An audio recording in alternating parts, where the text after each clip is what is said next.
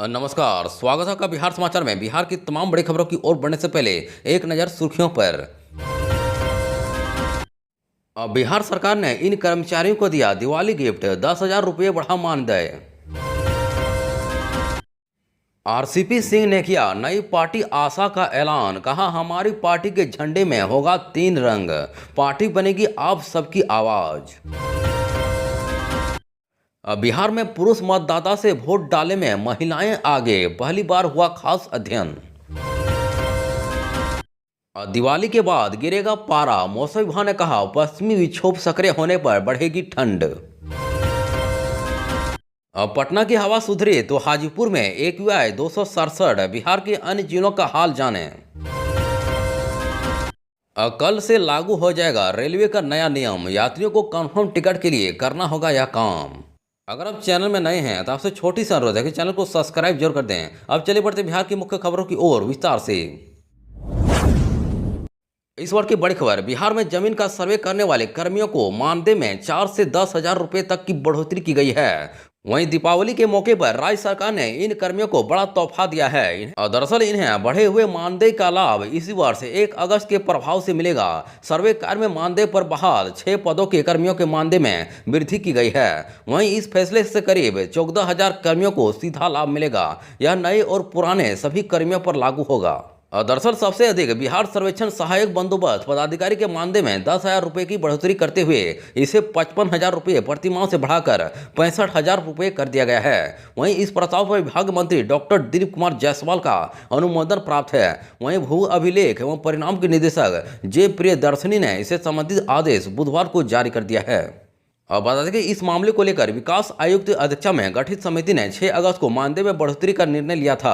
वहीं विभाग के सचिव जय सिंह ने कहा कि सरकार के वायदे के मुताबिक मानदेय बढ़ाया है। वहीं अब उम्मीद है कि कर्मी भी सर्वेक्षण के कार्य में बढ़ चढ़कर हिस्सा लेंगे और निर्धारित समय में संपन्न करेंगे। इसके अलावा राज्य सरकार ने संविदा पर काम कर रहे कन्या अभियंताओं को दिवाली का शानदार तोहफा दिया है।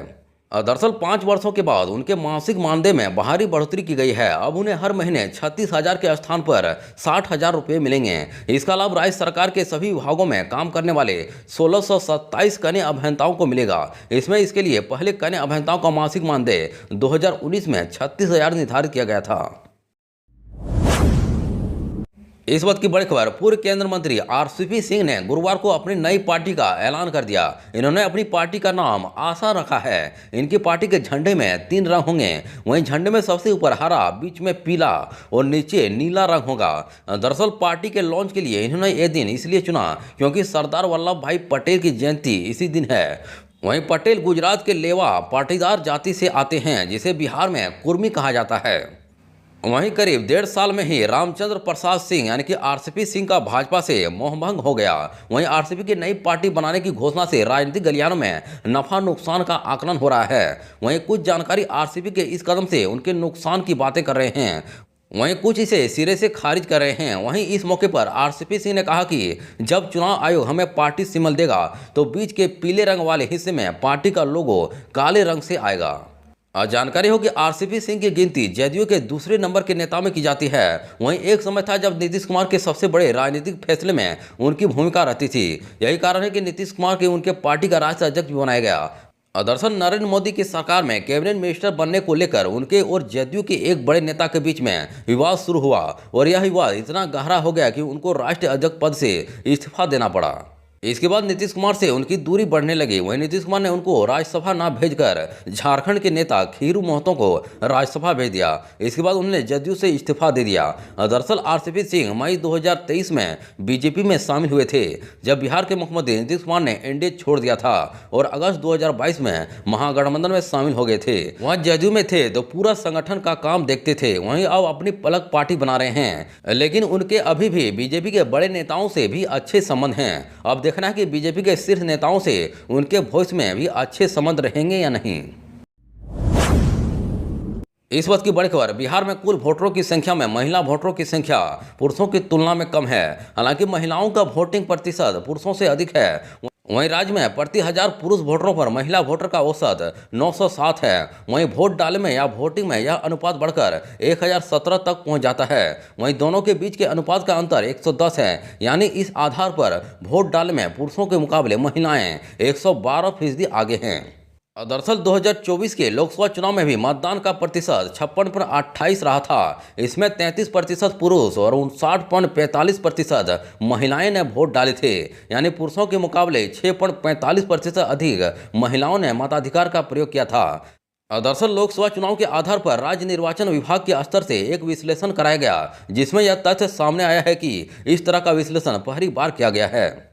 दरअसल बिहार विधानसभा चुनाव 2019 के आंकड़े देखें तो उस समय मतदाताओं की कुल संख्या 7,12,16,286 थी। इसमें पुरुष मतदाताओं की संख्या 3,76,81,329 तथा महिलाओं वोटरों की संख्या 3,35,32,797 थी। उस समय मतदान का प्रतिशत 57.33% था। इसमें पुरुष वोटरों के मतदान का प्रतिशत 54.90 था, जबकि महिला वोटरों का यह प्रतिशत 59.58% था। इसमें एक अहम तथ्य यह भी सामने आया है कि पटना साहिब, पाटलिपुत्र, गया, काराकाट, औरंगाबाद, सासाराम, नवादा और बक्सर जैसी लोकसभा क्षेत्रों की महिलाओं में पुरुषों के मुकाबले थोड़ी कम वोटिंग है। वहीं पटना साहिब में प्रति हजार पुरुष वोटर पर 895 महिला वोटर हैं। इनके मतदान का अनुपात 811 है। वहीं पाटलिपुत्र में यह 848 है और गया में 883 और काराकाट में 882 और औरंगाबाद में अनुपात 881 है। इस वक्त की बड़ी खबर, बिहार में दिवाली के बाद मौसम बदलेगा। अनुमान है कि पारा गिरने के बाद लोगों को ठंड का एहसास होगा। वहीं मौसम विभाग ने बताया कि दिवाली पर राजधानी पटना समेत प्रदेश का मौसम शुष्क बना रहेगा। वहीं सुबह के समय हल्के धुंध का प्रभाव रहेगा। पछुआ के प्रभाव से मौसम शुष्क रहेगा। दरअसल मौसम विभाग केंद्र पटना के अनुसार सर्दी आने में अभी थोड़ा वक्त लगेगा। वहीं पश्चिमी विक्षोभ के सक्रिय होने के बाद ठंड में वृद्धि होगी। बता दें कि दीपावली बाद पछुआ के कारण न्यूनतम तापमान में धीरे धीरे गिरावट की संभावना है। हालांकि अभी दिन में धूप निकलने के कारण मौसम सामान्य बना रहेगा। वहीं बुधवार को पटना, गया, जमुई, बांका, भागलपुर, पूसा, मोतिहारी, किशनगंज, सीतामढ़ी, मधेपुरा और वाल्मीकि नगर को छोड़कर पटना सहित शेष जिलों के तापमान में वृद्धि दर्ज की गई है। वहीं पटना का अधिकतम तापमान 33.9 डिग्री जबकि 36.3 डिग्री सेल्सियस के साथ मधुबनी में प्रदेश का सर्वाधिक अधिकतम तापमान दर्ज किया गया। वहीं गया जिले के बोधगया में 6.0 मिलीमीटर और शेर घाटी में 2.0 मिलीमीटर एवं बेगूसराय के नवाकोठी में 1.2 मिलीमीटर वर्षा दर्ज की गई है।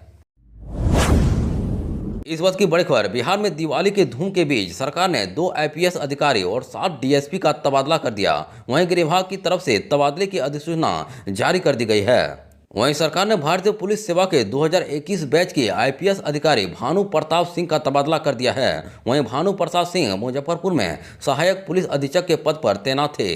वहीं सरकार ने उनका तबादला पटना कर दिया है। वहीं दानापुर अनुमंडल पुलिस पदाधिकारी के पद पर उनकी तैनाती की गई है। वहीं भारतीय पुलिस सेवा के 2021 बैच की आईपीएस अधिकारी दीक्षा का तबादला सहायक पुलिस अधीक्षक अपराध अनुसंधान विभाग पटना में कर दिया है। वहीं दीक्षा पहले दानापुर अनुमंडल पुलिस पदाधिकारी के पद पर तैनात थीं। इसके साथ ही 7 डीएसपी का भी तबादला कर दिया गया है। इस वक्त की बड़ी खबर, पिछले कुछ दिनों से बिहार की हवा खराब थी। अच्छी बात यह है कि पटना की हवा में धूलकण की मात्रा में बुधवार को थोड़ी कमी आई है। वहीं धनतेरस के दिन जहां पटना की हवा खराब श्रेणी में पहुंच गई थी, वहीं छोटी दिवाली के दिन हवा की गुणवत्ता सामान्य श्रेणी की रही। दरअसल पटना का राष्ट्रीय वायु गुणवत्ता सूचकांक 176 रहा, जबकि राजधानी के प्रमुख 5 हॉट स्पॉट स्थलों में से एकमात्र पटना सिटी क्षेत्र की हवा सिर्फ खराब श्रेणी में पाई गई। वहीं पटना सिटी का सूचकांक 250 रहा। वहीं सूबे में एकमात्र शहर हाजीपुर की खराब श्रेणी में रहा।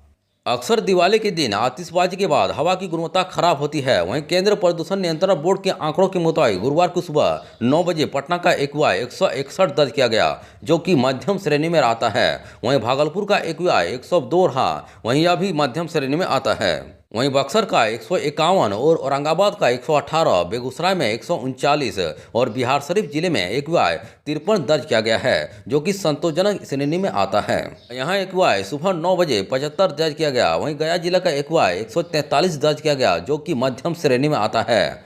वहीं हाजीपुर में एक्यूआई खराब श्रेणी में रहा। यहाँ एक्यूआई 267 दर्ज किया गया। वहीं मुजफ्फर जिले का एक्यूआई 217 दर्ज किया गया।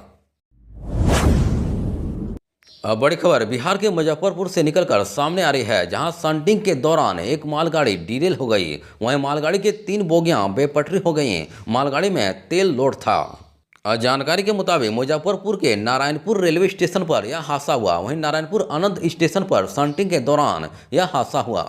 और दरअसल घटना की जानकारी मिलते ही मौके पर रेलवे की टेक्निकल टीम के साथ साथ अन्य अधिकारी पहुंचे और डीरेल हुई मालगाड़ी को फिर से पटरी पर लाया गया।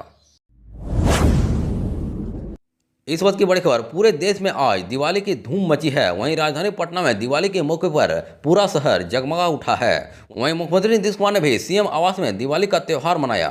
दरअसल सीएम ने सीएम आवास में दीप जलाकर दिवाली मनाई। इस मौके पर उनके बेटे निशांत के अलावा सीएम आवास में तैनात कर्मी मौजूद रहे। वहीं मुख्यमंत्री नीतीश कुमार ने प्रदेशवासियों को दिवाली की शुभकामनाएं दी। वहीं सीएम ने एक्स पर लिखा कि प्रकाश पर्व दिवाली के अवसर पर हार्दिक बधाई एवं शुभकामनाएं। दिवाली अंधकार पर प्रकाश और अज्ञान पर ज्ञान और बुराई पर अच्छाई की विजय का प्रतीक है। इसे पारंपरिक सौहार्द, सद्भाव और उल्लास के साथ मनाएं। वहीं दीपावली राज्य में सुख, शांति और समृद्धि लेकर आए। इस वक्त की बड़ी खबर, भारतीय रेल ने हाल में टिकट बुकिंग के नियमों में बदलाव किया था। वहीं पूरे देश में आज यानी कि 1 नवंबर से यह बदलाव लागू हो जाएंगे। वहीं इस नियम के लागू होने के बाद आज से किसी भी ट्रेन में 60 दिन पहले रिजर्वेशन करा पाएंगे। वहीं अब तक रेल यात्री 120 दिन पहले टिकट की एडवांस बुकिंग कराते थे। और दरअसल 1 नवंबर से देश के सभी ट्रेनों की सभी श्रेणियों के कंफर्म टिकट रेल यात्री 60 दिन पहले करा पाएंगे। वहीं इस बदलाव का असर पहले से बुक टिकट पर नहीं होगा। यात्रियों को अब टिकट बुकिंग को लेकर पहले से अधिक सतर्क रहना होगा। वहीं एडवांस बुकिंग का समय आधा हो गया है। ऐसे में अगर आप यात्री का प्लान कर रहे हैं तो उसी हिसाब से टिकट बुक करना होगा। वहीं 1 नवंबर से एडवांस बुकिंग का पीरियड 60 दिन का होगा। 120 दिनों के ARP के तहत 31 अक्टूबर तक बुक किए गए टिकट के ही मायने होंगे। हालांकि ताज एक्सप्रेस, गोमती एक्सप्रेस जैसी ट्रेनों के मामले में कोई बदलाव नहीं किया गया है। वहीं विदेशी पर्यटकों के लिए 360 दिनों की सीमा के मामले में किसी तरह का बदलाव नहीं किया गया है।